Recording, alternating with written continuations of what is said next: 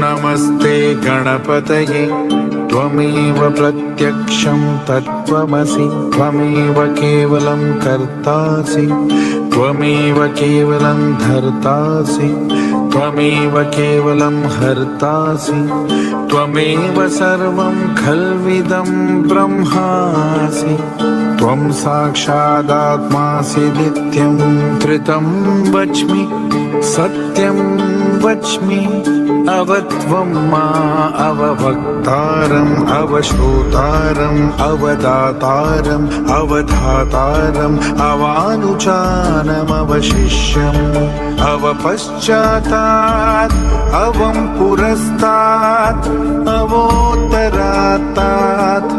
अवदक्षिणात्तात् अवचोर्ध्वात्तात् अवोदरात्तात् सर्वतो मा